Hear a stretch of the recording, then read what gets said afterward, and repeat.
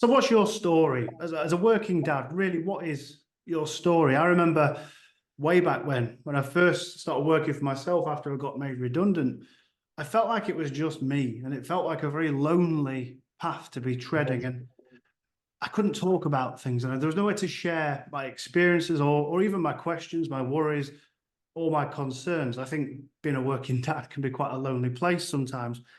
But it turns out it wasn't just me, and that's part of the premise as to why Dads in Business exists. Fatherhood Institute tells us that 70% of working dads feel that there's less support in the workplace for their mother counterparts. Now, underline that, I am not having a go saying that there shouldn't be support for moms in the workplace, but I think what we're trying to highlight here is there is great potential for employers to do more and for dads to feel that it's okay to understand more about how they got to where they are. And to help us with that today, I'm delighted that I've got Amit Singh from For Working Parents. He's going to help us talk about a few stigmas, storytelling, a little bit around empathy, vulnerability, what employers can do more to support working dads, and what we can probably do ourselves as well. Amit, welcome along to the show, buddy. Great to have you here. Please give us a bit of a bit about your story, your background. How did you get to where you are today? Sure, thank you. Thanks very much for that intro, Rob. My story really it comes from education. So I used to work in education myself. I was a deputy head teacher in secondary schools, and then decided sort of around COVID time really that just the kind of traditional going to work isn't what I necessarily wanted to do. It wasn't the way I wanted to impact people. It wasn't I didn't feel it was my calling, and then decided to just quit almost overnight. Just told my wife I wasn't happy, and just quit my job, set up this business or set up an initial business, and sort of it evolved into this one sort of naturally. And now a lot of the work that I do is supporting parents in the workplace, helping the workplace become more inclusive for parents, supporting parents on an individual basis. And yeah, just making life as easy as possible for parents so that they can ultimately thrive at home as parents, but also not sacrifice their ability to thrive at work. And that's, I guess, me in a nutshell. Brilliant. I want to pick you up on that one very quickly, because I think you've done what a lot of people wouldn't do. You quit your job. Now, I didn't realize that in the show notes, and I'm gonna catch you on that one. How did your wife take that? I mean, that is a very brave step. Some might be in a similar position. So what made you take that leap? Yeah, I mean, look, she thankfully was incredibly supportive. I wouldn't have been able to do it if I didn't have the support of those around me. She was very supportive about it. I think she could see the impact that the job that I was doing was having on, I guess, my mental health. There was ambition. I was very ambitious in my career. I wanted to go on and progress as far in education as I possibly could, and that's the crossroad I was at. It was, shall I now start looking at headships and going down that road, or actually is this job making me just very unhappy? And is the traditional idea of working in that sense making me very unhappy? And do I feel that I want to make a difference to people in a different way? I'm not going to lie to you, financially, obviously it was a massive hit. You lose one person's salary in a relationship and it's a hit. But thankfully, since then, I had sort of, drips of work that came in initially, as I sort of, got the business off the ground. And, when I quit, I had no business, I had no setup, I had nothing organized. I just sort of handed my notice in, worked my notice, and then the next day I was on my own. And it was a case of, right, what do I do now? How do I turn what's in my head into something that's going to make a difference, but also at the same time, realistically, make me money on, to cover that salary and if not more. And that's where I've sort of built over the time. I mean, it was almost 2 years ago that I quit my job, and it's just been sort of working on building the business, evolving the business, working with more and more clients, whether they're individual parents or the corporate sector or indeed with schools, and just trying to impact people and make a difference in that way now. Wow, that's a very commendable story, because I can already think of several working dads who I speak to who want to take that plunge, but they're always waiting for the perfect time. And I just think, listening to what you're saying, there isn't a perfect time. Sometimes you have to make a bold decision, and I'm not calling those out who don't. Absolutely, if you need that security for your finances, but in a roundabout way, I think redundancy was the best thing to happen to me all those years ago. At the time, it was an absolute shock, and I didn't know how I was going to pay next month's mortgage. But looking back now, I wouldn't have taken the leap that you talk about. So for anyone listening that might want to be doing that, I mean, it's obviously a big step. I mean, would you just say pull the plaster and do it? I mean, do you need that support at home, or should you just do it anyway? Look, I think everybody's circumstances are different, right? Everybody's situation is different. Like you mentioned, finances often plays a major role in taking a decision like that, because we're taught from a young age, aren't we, that we've got to get a job, we've got to get a good job, we've got to earn a good living, we've got to provide for our families, and all of that kind of stuff. It's ingrained in us from a young age, isn't it? So I think that idea of not working, or not working in the orthodox way of working, i.e., getting up and going to a job and working for somebody, or whatever it is, I think it's very, very difficult, I think, for a lot of people to take that move. But I don't know what sort of led me down that path. I think it was my general unhappiness at work. I think my wife could see the impact it was having on me. We had an unwell daughter, which I'm sure we'll talk about when we sort of go into my story a bit more. And I just decided that actually I didn't want anything to trump the idea that my happiness shouldn't come first, and my well-being shouldn't come first. And I quit with no idea. I had some ideas in my head as to what I wanted to do, but I had no idea about running a business. I had no idea about marketing myself on social media, about building a community. Absolutely nothing. When you work in public sector, you don't get taught these kinds of things, because you've got job security pretty much. Generally speaking, you've got job security. And so I was earning a decent living as a deputy head teacher in a sort of in a city London school. And I took the plunge. But I fully appreciate that that's not something that everybody can do. But if there are people who are thinking about it, it's weighing up those options and thinking about whether you can go through some hard times financially, with the idea that your plans and your thoughts you can put into motion, and that can hopefully replace the finance that you're losing by quitting your job. Yeah, it's a good insight, and I think it sums up a bit of the feedback that we hear from those that engage the work that we do at Dads in Business. I'm sure yourself as well.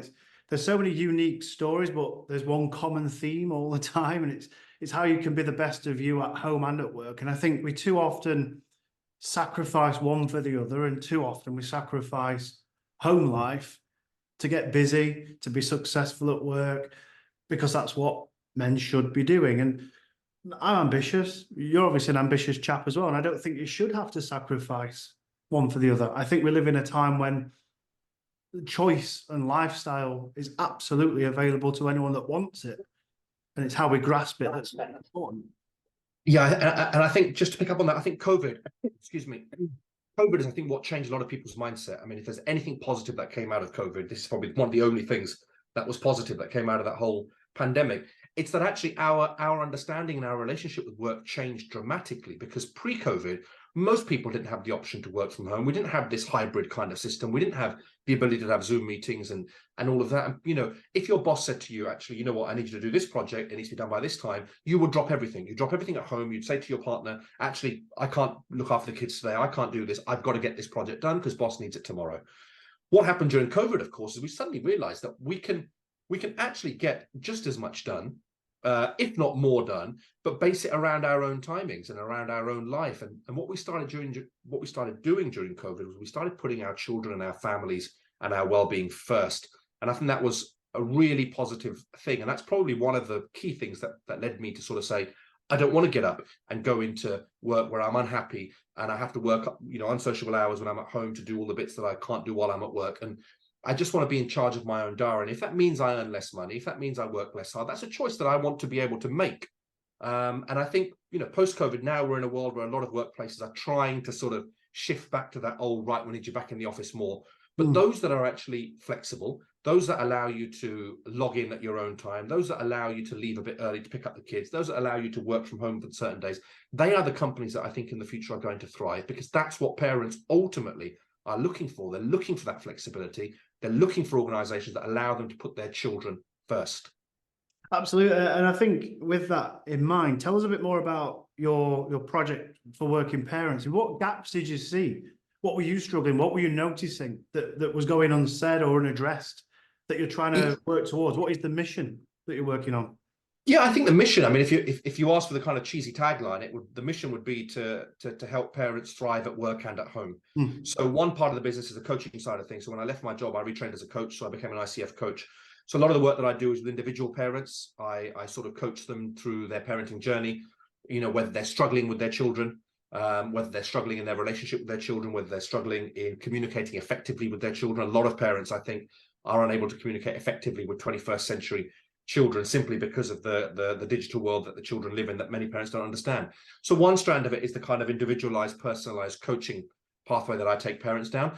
The other side is the more corporate side of things, which is going into corporates and organizations and, talking to them about their flexible policies, talking to them about, how they are looking after their parents, and also, running workshops, webinars around flexible working, hybrid working, and because ultimately, I know a lot of people, there's a bit of an anti-DEI kind of move at the moment, isn't there, around the world, and sort of people are jumping on this bandwagon about, DEI is racist and DEI is misogynistic and all of these kinds of things. I don't see it that way. And the fact that you're running an organization that's supporting dads, there's nothing misogynistic about that. Dads need support. We're not alienating one gender or any gender when we focus on one, in the same way that we're not alienating non-parents when we focus on parents. It's just about creating spaces where every group can thrive. And I just felt that parents were, being overlooked in the DEI kind of thing. There was lots of work being done, quite rightly, around the LGBTQ plus community, around disability, around race, around gender. All of that is needed.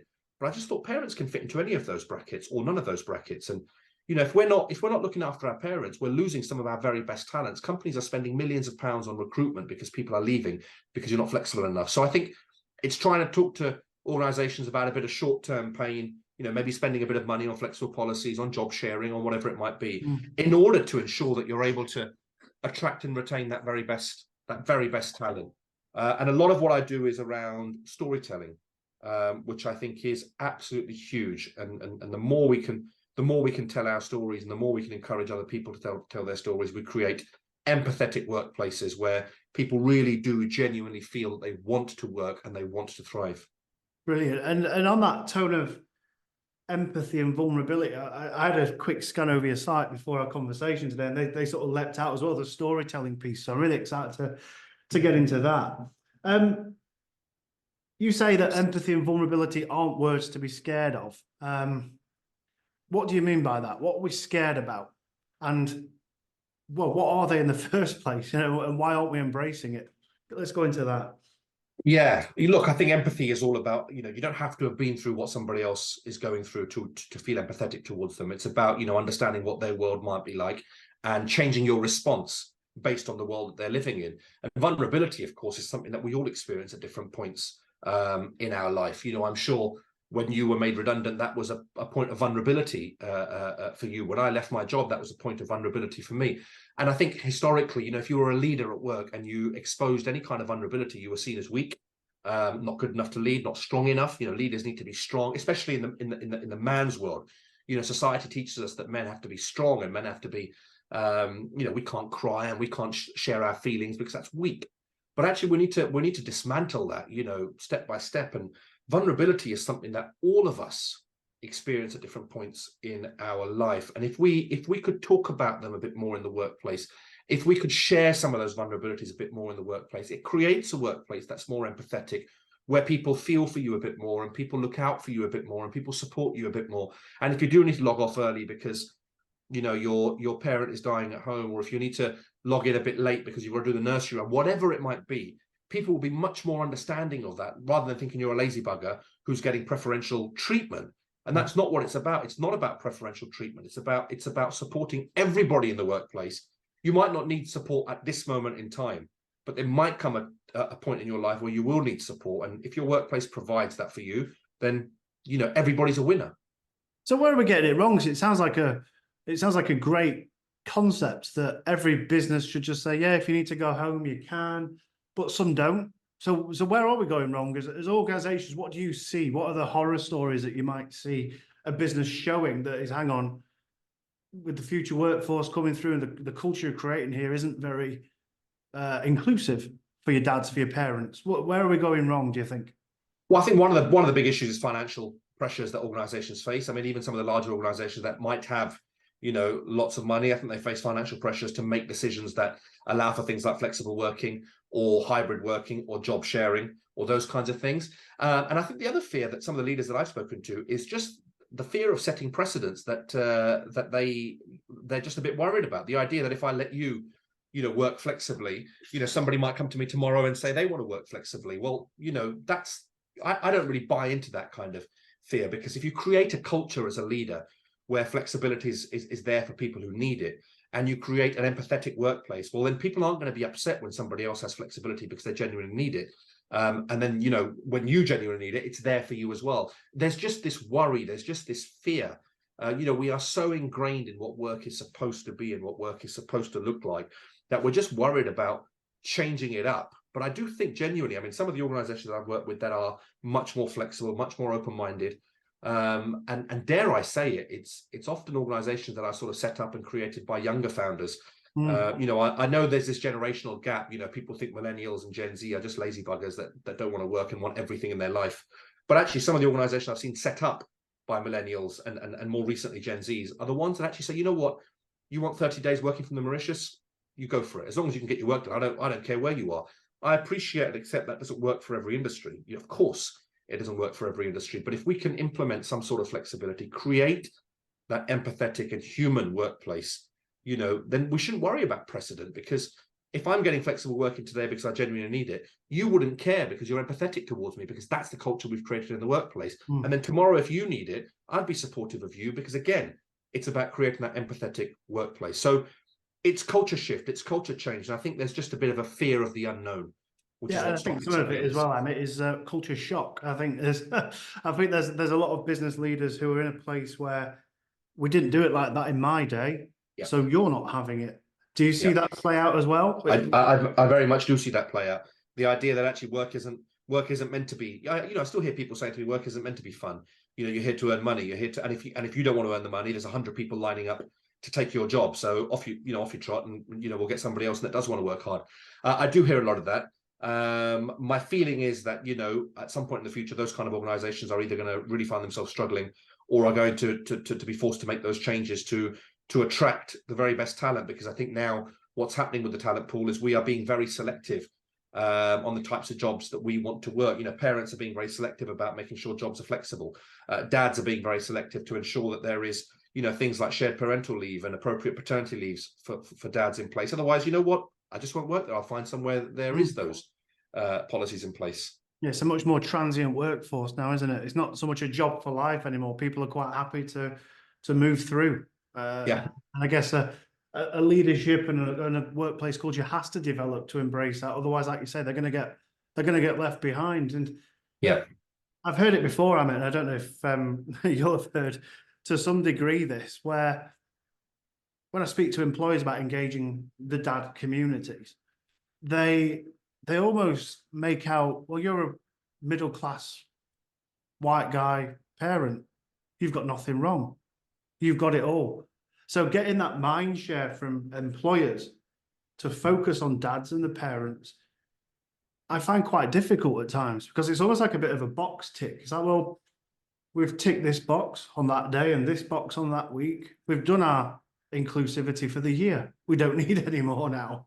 And surely you must see pushback similar to that, where it's always like, well, you're a middle-class dad. You're fine. Don't worry about it. Get on with it. What are you moaning about? And I think this is what causes some of the problem. We internalize everything, pretend everything's fine, and somewhere it's going to explode. And surely, I mean, as you alluded to earlier, we have to look after the parents as well, the dads as well, in the context of this conversation, to have a better workplace for all, don't we? Because if we're backed into a corner and pushed away, we're not going to be as open-armed and welcoming and supportive of every other agenda, which deserves just as much, no more, no less, attention as everything else, surely. Yeah, I have received some pushback on the kind of parenting space, because DEI budgets are often not as big as we would like them to be, and so they've got to split that DEI budget into all the different groups according to the Equalities Act and whatever it might be. We've got to spend some money on LGBT month, we've got to spend some money on Black History Month, we've got to spend some money on disability and whatever it might be. And actually parents, they don't really have their own dedicated sort of a space or time, and we just sort of slot parents in here and there. So will you come in and do a workshop on I don't know, the dangers of TikTok, so some of our parents can be better at home, and that's their box ticked for the year. And some of them do speak to me and sort of say, well, yeah, you're you are a, you're a middle class kind of parent. What could possibly be going wrong? But I come from a minority background. I'm a turban wearing Sikh, which sometimes has its benefits and sometimes has its drawbacks. I don't necessarily combine the two together unless I'm asked. I don't think it's necessary to talk about the kind of minority aspect. I mean, obviously culturally there are things that I can talk about if you have a lot of Sikhs or Indians or Asians or whatever it might be working in your organization. But I think at the end of the day, first and foremost, I'm a dad. And I think dads of all colors and creeds and backgrounds and whatever it might be, can all share similar issues. And I think there's the other thing that I find particularly about dads is I think some parents some organizations, excuse me, are a little bit scared around dealing with male-based issues, because we've had this whole drive towards gender equality and empowering women and making sure women can thrive, all of which I totally support. I'm a complete ally of all of that. I love what's going on there. And there's this worry, isn't there, with kind of misogyny, and we've had the rise of kind of people like Andrew Tate who are talking about masculine luxury kind of lifestyle, and men shouldn't have a space to talk. I think one of the worst things we can do is alienate men from the conversation. That's what pushes men into that area where actually we're moving into this uber feminist world. Women are trying to take over, minorities are trying to get their agenda forward. What we need to do is make this a conversation where everybody is involved. And if men are struggling, if dads are struggling, let's not tell them they're fine because they're dads, and dads don't do anywhere near as much as mums do. You're fine. You don't do, you do 20% of the work. Your wife does the rest of it. You don't need paternity leave.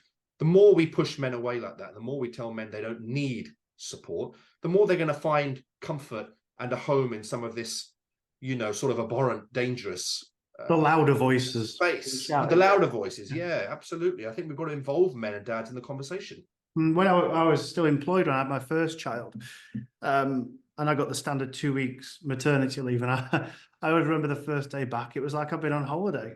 It was like, how's your time off been? And I was like, honestly, I looked a right mess. I'd not slept. And there is such a stigma around that still. And don't get me wrong, I don't mind a laugh. It's fine. Cool. But underlying that, you're right. There is a serious issue where if we just casually keep saying this, oh, you only do 20% of the work anyway, it is digging away to suggest you're not enough and you're not good enough. And that plays into a lot of shame and guilt and anxiety. Yeah, because then absolutely. I can't talk about it because I'm not good enough as it is. So why on earth am I going to say anything now? We've got to create some sort of normalization around this where it's okay to talk without taking it to extremes. Yeah, we have to work hard. Yeah, there can be some banter. Yeah, we can have a joke. Let's not make it a no joke culture, but there's a balance to be found, isn't there? And I guess that's where your work hopefully tries to help in that space. Some of that storytelling, Amit, and I wanted to move over into the storytelling piece of your work, if that's okay. You say you help employees with internal storytelling, or help dads with their internal storytelling. Tell us about that, because I think the concept of storytelling is fascinating. I don't think enough people do tell it, but I don't think people know where to start in the first instance. So unpack that for us. What's the problem? How do you help? I think storytelling is so powerful, because everybody has a story. And it's not a competition. It's not who's had the most tragedy and the most grief in their life. It's everybody's got a story. We've all got a story, whatever it's around.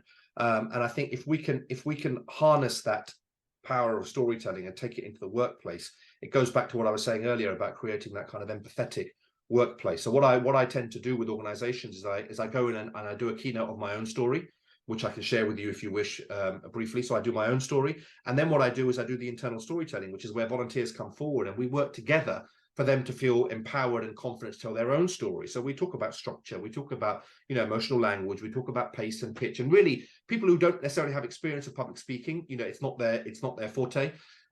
We do a bit of training around that. And then what we run is a storytelling morning, a storytelling afternoon, where everyone gets the stage for 15, 20 minutes, shares their story. And suddenly you see eyes go back and think, gosh, I've worked with this guy for 10 years. I had no idea that his brother was severely disabled and he cared for him on a regular basis, or, whatever it might be. But suddenly, now that I know that, I realize why he has to go off every Wednesday early, or he sometimes doesn't get the work done on time. Now I understand it. Now I'm empathetic towards him. I can change my behavior towards him. I can be more understanding towards him. So really, it's all around creating a human-centric workplace, which I think is what the world is crying out for. It's what people are crying out for. It's what's going to make a successful workplace. Because if I work in a workplace that cares about me and where we all care about each other, I'm going to give more to that workplace. I'm going to give that workplace my all because they give me a lot in return. And so it's a win-win for everybody. It's a win for employees because they get that empathetic, human-centric workplace. And it's a win for employers because they create a culture that people want to work in, that people want to thrive in. And so people work harder. And I think the benefits of public speaking, I mean, I did a little bit of public speaking training as I first started working for myself, because confidence was such a thing of mine that I needed to develop confidence and understand I need to speak to more people if I'm to get anywhere.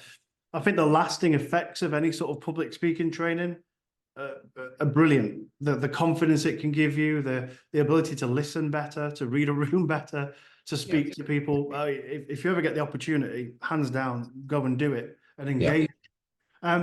But yeah, I mean, please do, Amit, tell us a bit about your, I guess with the time we have here, your story, and then, you know, perhaps an overview of the structure that you'd suggest people might use to start building their own. Might be a great place to go. Yeah, sure. So my story, you know, sadly is about grief and about loss. My mother was diagnosed with ovarian cancer in 2016.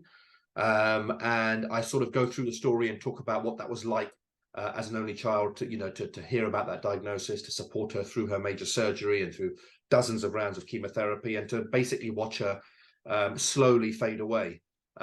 It sort of culminated in her passing in January of 2018. She died 4 days before my 30th birthday, 6 months before my wedding. You know, we rescheduled my wedding to the 6th of January, a quick short, we're going to do a little small ceremony just so she could see it. She died the day before that was supposed to happen. And so, you know, I go through what that was like as a son to watch a parent fade away, a parent that was young. My mum was 56 when she died, which is no age to go, of course. And really you know, I share how I was feeling, what I was going through, you know, the raw emotion. I don't hold anything back. I expose my vulnerability in its entirety. And then, you know, moving on from that, you know, dealing with her grief. I got married that summer. And then my wife and I had a daughter in the first lockdown. So May 2020, our daughter was born, and something wasn't quite right with her. And, you know, through various testing and all of that, she was diagnosed as having 3 holes in her heart. And so we were transferred under Great Ormond Street's care, which is reassuring, of course, because it's Great Ormond Street, isn't it? It's the best children's hospital in the world. But of course, it's COVID. I never met any of her consultants. And this goes back to the dad thing as well. I never met any of her consultants. I was never allowed into the hospital. And that, it's not that I wasn't allowed, it was that only one parent was allowed. And we made a choice, my wife and I made a choice that it would be her that would go into the hospital. And I would be the one that would sort of take long walks around deserted London, sort of kicking leaves around and trying to dial in with poor signal. And, you know, I never met any of those consultants over this course of this entire year. She had emergency surgery on a diaphragmatic hernia on Christmas Day, which we didn't know about, again at Great Ormond Street. And she finally had open heart surgery in February of 2021 in the second lockdown. So again, not allowed in the hospital other than when she came out of surgery and was in intensive care. But it's really taking people through that entire journey. And that's usually an hour, 60 to 90 minutes of taking people through that journey, what it was like dealing with kind of loss and grief of a parent, and then becoming a parent and, you know, feeling like I was dealing with loss and grief again. And then thankfully coming out of that to now have a very healthy 3.5-year-old who has since been joined by her 1.5-year-old brother. And it's around not people sort of, you know, sobbing and thinking, oh God, what a tough life this bloke's had, and, you know, why are we listening to this? It's not that at all. You know, the power of storytelling, the power of my story is to share it in such a way that people, you know, develop those natural feelings of empathy, and then, you know, encouraging people to treat each other better, to treat each other in the workplace with more respect. And if I'm delivering it in schools, it's to think about, you know, what you do when you bully somebody, and what impact bullying has on individuals when you don't know what they're going through, you don't know what their story is. And it's all around empathy, vulnerability, celebrating diversity, celebrating differences, creating a workplace where we can smile, where we can be happy, where we can support one another through whatever it is that we might be going through. Yeah, I can connect to some of your story. Thank you for sharing that. You know, I lost my dad when I was 20. I think he was 54, 55. So very similar to your mom. And it was a very challenging time, one that still challenges me to this day. But now I got kids in tow, and I'm now that role. I'm now the dad role. But yeah, there was gaps around that for sure, because I didn't know what it was meant to be a dad. I could barely ask. Well, I couldn't ask mine. He wasn't around, but it's yeah, it's very engaging. Well, engaging might be the wrong word. It allows a window into your background that you otherwise wouldn't know Yeah, unless A, you ask, B, you're in a room to listen to it, and C, I guess, happy to share. yeah. Because some people say, like you say, they'll relate that to a sob story. Oh, well, I don't want to whinge. No one wants to hear me whinge. No one wants to hear me my sob story. That's for X Factor stuff. I don't want to hear that. So how do you give people that confidence to start? Because I imagine it's quite powerful in a room when you're working with employers, when they do start sharing things that they've never shared before. The impact must be immense. But how can you start to give people that confidence to do it? Yeah, I mean, my focus is around the kind of parenting journey, but just on the basis of the business that I operate. So it's around your own kind of journey as a child to parents, and whether you've had issues there. It's whether you care for anybody else in your family, or it's whether you're a parent yourself. And some people have very challenging upbringings, find it very challenging bringing up their own children. And it's really, and some people don't want to share that kind of stuff. There is a school of thought which actually says the workplace isn't for any of this. The workplace is just to get work done. Leave your personal life at the door, is what some leaders often say. But it's I think what people often find, certainly the experience I've had when I've shared my story, touch wood, I've had lots of positive feedback on it. It's people coming up to me and saying that was really empowering. That's really made me think about my own journey, and it's resonated with me because, like you say, I've also lost a parent at a young age, or I lost a loved one, or I'm a parent and I'm really struggling with this. I'm a dad and I'm really struggling with this, and I just wish people would listen. Well, that's the opportunity. That's the sort of the light bulb moment for me to go in and say, right, well, let's create that opportunity. Let's get people to listen. Let's get you into a position where you can talk to people in a way that will make them listen and make them change their behavior, and potentially make leadership and management teams change their behavior. I do a lot of work with management teams themselves, around training them to not micromanage, for example, to trust their team a bit more, to allow their team that flexibility, especially when it comes to the parenting space. Because ultimately, if you're a manager, if you aspire to be a manager, you want to be a manager that people like. There are going to be people out there saying, no, it doesn't matter if people like you, you're there to get a job done, and that's it. Fine, that thought does still exist in the workplace, but a lot of managers want to go out there and lead a team that actually feels like everybody likes each other and everyone gets on with each other, because that's the way you're going to empower a team to work harder, to do better. No, absolutely. I think sometimes we're our own worst enemy in this case, because it's like, well, if only people would listen. It's like, well, if you try to tell anyone, no, because I can't talk about it. I don't know how to talk about it. I don't know. No one wants to hear my story, or my life's so boring. There isn't a story. But I think your work probably counters that. It's just, well, everyone's got something. And as feedback tells the dads in business work, 1,000 unique stories, but one common goal, one common theme. So, Amit, if you don't mind, just give us a bit of I guess, for takeaway in this conversation. It'd be great to have a bit of a structure for those thinking, I need to be able to tell my story better. What can we start to do from either an individual perspective as a working dad, or if there's a leader or a manager listening who's running an organization, where might they want to start telling a story about themselves? Yeah, I think the first thing actually is to create an environment where storytelling is okay. It's people are empowered to feel that they can share their story. I mean, you can start with small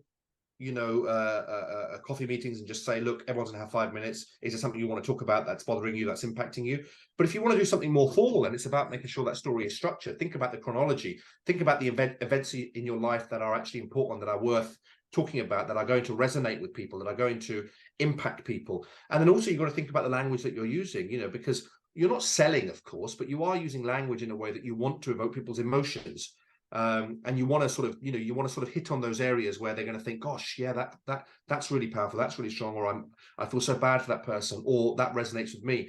So the language that you use is really important. The manner in which you deliver it is really important. And like you mentioned at the beginning, some of that public speaking training, if you haven't got it, I would definitely go out and get it, because some of us are, we're just sort of better at it than others. It comes naturally to us, but I know to some people it's a massive kind of fear. If we can get over that fear and learn how to public speak, and tap into those emotions, not talking too fast, for example, because people won't pick up your story, knowing when to take pauses so that people have a moment to reflect on what you've just said in their head, knowing when to sort of speed things up or slow things down, knowing when to raise your voice or to lower your voice.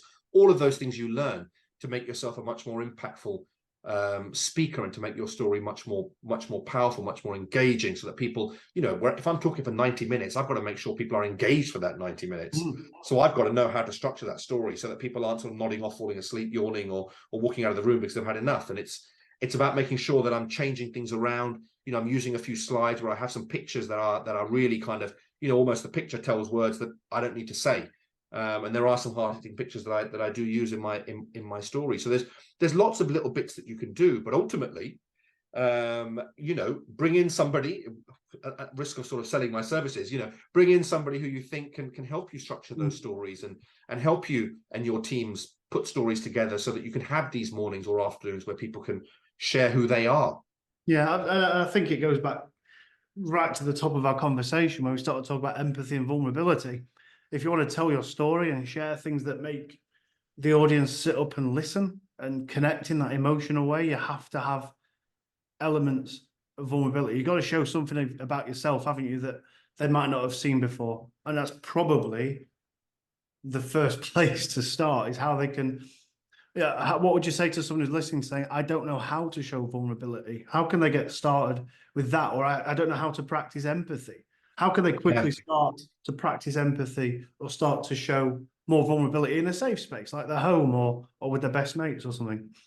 Yeah, I think for the context of this conversation, and dads in particular, who are, many of us are naturally trained not to express vulnerability and not to necessarily show what could be considered a weakness. I think a lot of us, a good starting point is writing.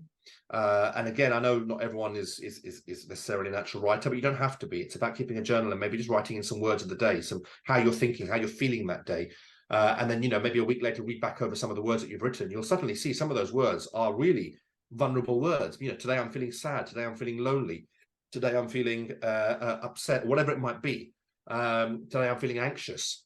You don't have to share that with anybody to start with. They can just be you and your own words, but you're reading back over those words and you look back and think, well, why was I feeling anxious that day? Why was I feeling lonely or sad that day? And what can I do to change it so that I'm feeling less anxious, feeling less lonely? Who do I need to talk to for help? Who do I need to go to for help? And then when you do eventually feel that you're comfortable either going for help or comfortable speaking more about your story, you'll look back at those words and think, right, I remember feeling all of these things, including all the good days, by the way, the happiness and the smiles and all of that. Let's not take away all the great days that we have. But writing is often a good place to start. We're often better at writing our feelings down than we are talking about our feelings at the initial stages. And then we sort of try and move that writing into a bit more kind of maybe recording a voice note on our phone and playing it to ourselves, or sending it to somebody, and then moving on to that more kind of, right, now I'm comfortable talking to my family, now I'm comfortable talking to my friends, and then beyond.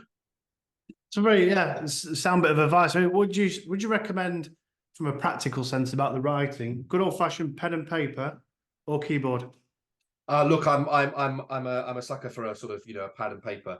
But I appreciate that lots of people now, phones are very much part of our lives. You want to keep a document in your phone and just type a few things away. You want to send a voice note to yourself. It's whatever works for you. I think there's no point trying to do something that doesn't feel natural to you. Whatever works for you. Some people still buy journals. You can buy journals online and sort of day by day and still keep a little diary. Whatever works for you. But what I would say is really important is start getting some of those feelings down somewhere, somehow, so that you can start delving into why you're feeling the way that you're feeling, and then ultimately doing something about it. Yeah, because too often, I still do it now. I'm by no means preaching or by no means perfect. I still have feelings that I'll bottle up because I don't want to bother people, or I don't want to talk about that, or I don't want the attention. I'll just ignore it. But if it keeps getting ignored, it's like a fizzing up bottle of Coke, isn't it? It's going to explode at some point. And I love the step about just taking a step back and just writing. This isn't about going on stage straight away and telling your story. It's about understanding your own feelings first before you start sharing those with others. And I think that's a great practical takeaway step. So thank you for sharing that. Amit, just as we wrap up here, I'm keen to know what's next for your business. How can we engage with you? Where can we see you? Because I think it's a great concept. So tell us more about the future and where we can find you.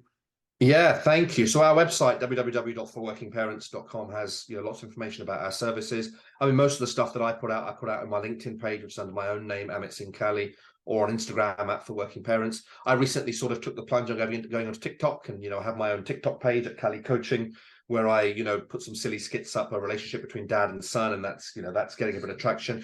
But ultimately, the social media is important, because that's now where I get a lot of my business from. What I want to do is take this to the next level and get into more workplaces, get the conversation normalized. But as you well know, getting into organizations and corporates is often the hardest part. I have no problem doing the delivery and doing the work. The hardest part that I find is getting organizations to say, yes, we will pay you to come in and do this work for us. And that's where I want to that's my goal for 24. It's getting For Working Parents into more and more organizations, so that the lives of working parents, working mums, working dads, working parents, full stop, is made a lot easier. Yeah, we got to do some work with the employees to make them see it's more than box ticking. 100%. Let's get that conversation better. So for the betterment of all employees, and Amit, keep going. I think the business is it's a great concept. The storytelling angle, I love it. I think it's fantastic.